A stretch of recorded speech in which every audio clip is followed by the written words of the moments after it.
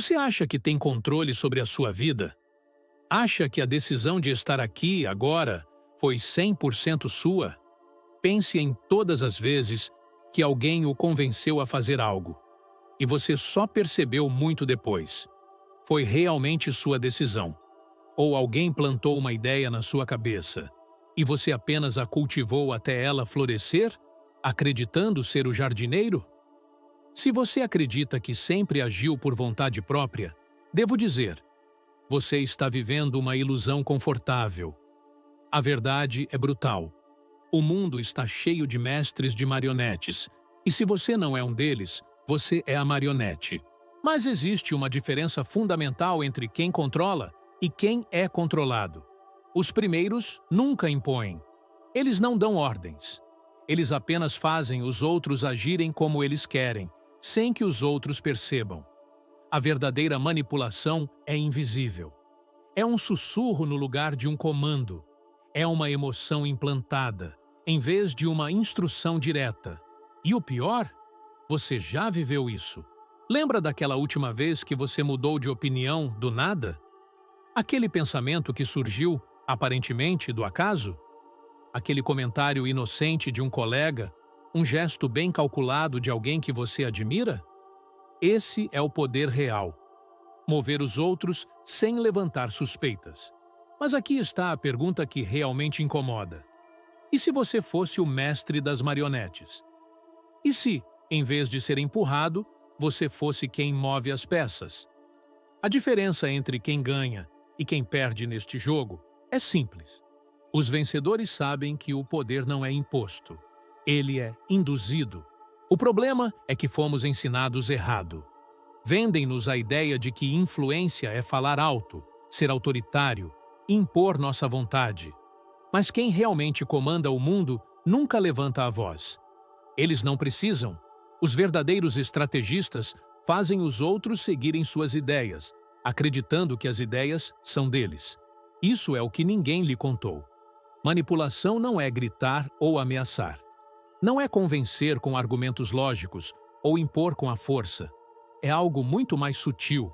É uma dança psicológica onde você faz as pessoas caminharem para onde você quer, sem que elas saibam que você está guiando. Quer saber como funciona? Primeiro, identifique as pessoas certas. Não tente manipular a todos. É um desperdício de energia.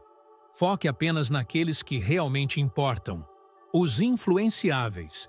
Aqueles que estão, secretamente, buscando orientação, mesmo que afirmem o contrário. Aqueles que acreditam piamente que tomam suas próprias decisões, mas, na verdade, precisam desesperadamente que alguém as tome por eles. Eles são a argila. Segundo, faça-os acreditar que a ideia é deles. A resistência humana desaparece no momento em que as pessoas sentem que estão no controle. Se você quer que alguém faça algo, não diga a ela para fazer. Implante a ideia sutilmente. Deixe que ela chegue à conclusão sozinha. Um comentário aqui. Uma pergunta sugestiva ali. A mente humana odeia ordens, mas ama as próprias ideias. Se você fizer isso direito, eles defenderão o seu plano, como se fosse a ideia mais brilhante que eles já tiveram. Terceiro, fragmente a oposição. A maior ameaça ao controle não é a resistência de um indivíduo, é a organização da resistência. Se um grupo de pessoas se une contra você, você perde. Mas se você conseguir plantar a dúvida entre eles, provocar pequenas divisões, ou fazê-los se voltar uns contra os outros por questões irrelevantes, eles se enfraquecem. Dividir para conquistar não é apenas um clichê militar, é a regra de ouro da influência. Mas isso ainda não é suficiente. Se você realmente quer controlar, precisa entender a emoção humana. A lógica move pensamentos, mas a emoção move ações. Ninguém age com base na razão pura. As pessoas agem porque sentem algo: medo, desejo, insegurança, orgulho, vaidade. Identifique o que move cada pessoa e use essa emoção como a alavanca. Não diga a elas o que fazer, faça-as sentir que é necessário. Faça-as desejar o resultado que você quer. E aqui chegamos à parte mais perigosa, porque tudo isso tem um preço. Jogar com a mente dos outros traz consequências. Se você for descoberto, você se torna o inimigo. Se você abusar desse poder, mais cedo ou mais tarde, alguém aprenderá seus métodos e os usará contra você. O controle é uma arma de dois gumes. A história está cheia de estrategistas que se achavam invencíveis, até que alguém aprendeu a jogar melhor. A questão final não é se você pode manipular os outros. A verdadeira questão é: você está disposto a aceitar as consequências de fazer isso? Porque, uma vez que você cruza essa linha, não há como voltar. Agora você sabe. O poder não é sobre forçar, é sobre guiar. Não é sobre falar, é sobre fazer os outros falarem por você. E o grande paradoxo é este: quanto menos parece que você tem controle, mais controle você realmente terá. O mundo não é governado por aqueles que gritam mais alto, mas por aqueles que sabem puxar as cordas no silêncio. A questão é: você continuará sendo uma marionete ou aprenderá a manusear as cordas? Mas isso é apenas o começo. Se você realmente quer dominar a arte da influência, precisa ir além. Precisa entender algo que a maioria jamais compreenderá. As pessoas não seguem ideias. Elas seguem emoções. Pense em qualquer grande movimento da história. Qualquer figura que mudou o curso da humanidade. Como eles fizeram isso? Não foi com argumentos perfeitos, nem com dados irrefutáveis. Foi com emoção. Foi com uma visão que fez as pessoas sentirem algo profundo. Porque, quando a emoção entra em jogo, a lógica se torna irrelevante. Você já notou como as pessoas defendem ferozmente ideias que mal conseguem explicar? Como elas lutam por crenças que nunca questionaram? É porque essas ideias estão amarradas à sua identidade, ao seu senso de pertencimento. E aqui está a chave. Se você quer influenciar alguém profundamente, faça sua ideia se tornar parte da identidade dessa pessoa. As pessoas podem mudar de opinião, mas elas não mudam de identidade sem uma resistência feroz.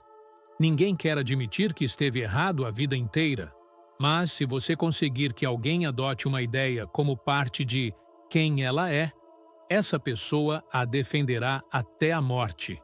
Não porque você pediu, mas porque deixar de defendê-la seria como deixar de existir. É aqui que entramos em território perigoso. Isso não é persuasão comum. Não é sobre convencer. É sobre programar. Inserir uma ideia na mente de alguém sem que ela perceba que foi plantada. E para isso, você precisa de 3 coisas: exposição, repetição e conexão emocional. Primeiro, exposição. Você não pode mudar o pensamento de alguém com um único golpe. A resistência é natural. Mas se você introduz uma ideia aos poucos, de forma indireta, sem pressão, a mente começa a aceitá-la sem perceber. O desconhecido gera rejeição, mas o familiar se torna confortável. Segundo, repetição. Uma mentira dita 1000 vezes torna-se verdade. Não porque a realidade mude, mas porque a mente humana confunde familiaridade com certeza. Aquilo que ouvimos repetidamente torna-se crível, mesmo que seja falso. É por isso que os grandes manipuladores nunca dizem algo apenas uma vez.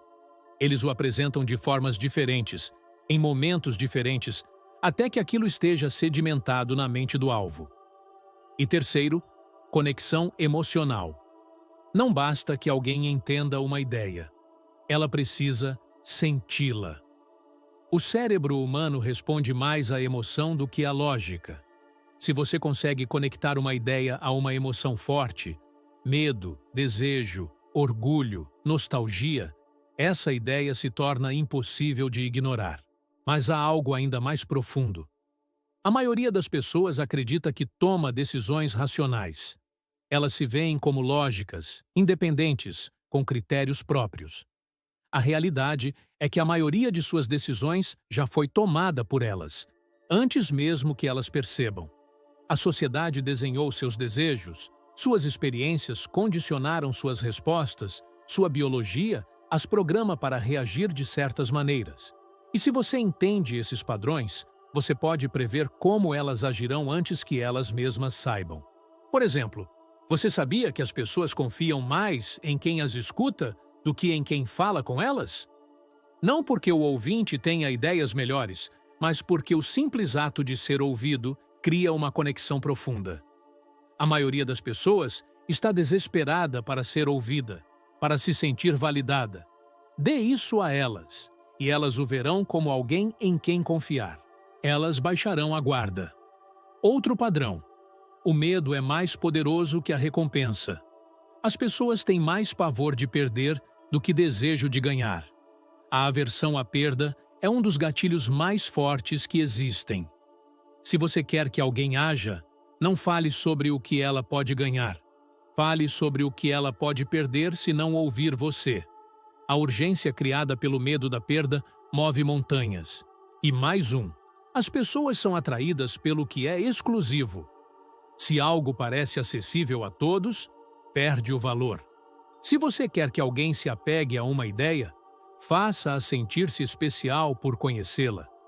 Faça-a sentir que pertence a um grupo seleto, daqueles que entendem o que os outros não veem. O sentimento de pertencimento a uma elite intelectual ou social é uma das ferramentas de controle mais antigas. Agora, vamos falar sobre o maior inimigo da influência, a oposição organizada. Nada destrói o controle mais rápido do que um grupo de pessoas unidas contra você. A história prova isso. Revoluções só funcionam quando há coesão. Quando as pessoas se unem com um objetivo comum, elas podem derrubar impérios. É por isso que, se você quer evitar que desafiem você, nunca deixe a oposição se unir. Divida antes que possam agir. Como se faz isso? Provocando o conflito interno. Você não precisa destruir um grupo. Basta fazê-lo brigar entre si. Se você semear dúvidas, se empurrar os líderes para competirem por poder, se conseguir que desconfiem uns dos outros, eles se enfraquecem sem que você precise fazer nada. Políticos fazem isso o tempo todo. Governos usam isso há séculos. Por que você acha que as ideologias estão em guerra constante? Porque enquanto as pessoas lutam umas contra as outras, elas não podem se unir contra quem realmente tem o poder. E chegamos ao dilema final: o preço da manipulação. Até agora, tudo parece uma estratégia infalível. E é. Mas há algo sobre o qual ninguém o avisa neste jogo. Quando você brinca com a mente dos outros, você começa a ver a realidade de forma diferente. Você começa a desconfiar de tudo. Se você aprende a manipular, você também aprende a reconhecer quando está sendo manipulado. E quando você vê as cordas, a mágica desaparece. Você percebe que muitos dos relacionamentos, muitas das crenças, muitas das emoções que você antes achava genuínas, nunca foram. Você começa a se perguntar: essa pessoa realmente gosta de mim? Ou ela está apenas respondendo a uma influência que eu mesmo desenhei? Você se torna paranoico. A autenticidade morre. E aqui está o paradoxo final. Quando você aprende a controlar, você também aprende que o controle absoluto não existe. Porque, mesmo que você domine a manipulação, mesmo que consiga que os outros façam o que você quer, você nunca será capaz de controlar uma variável: o caos humano. As pessoas não reagem sempre como você espera. Às vezes, uma simples emoção, uma mudança na vida delas, uma revelação interna, pode fazer todo o seu controle desmoronar. É por isso que a questão final não é apenas se você pode manipular. É se você está preparado para o que vem depois. Até onde você está disposto a ir? De quanto poder você precisa antes de sentir que é o suficiente? Ou você cairá na mesma armadilha de todos os que jogaram esse jogo antes de você, acreditando que são invencíveis? A história está cheia de mestres de marionetes que acabaram enforcados por suas próprias cordas. Então, a pergunta que fica é esta: você quer aprender a influenciar Ou prefere continuar acreditando que ninguém nunca manipulou você?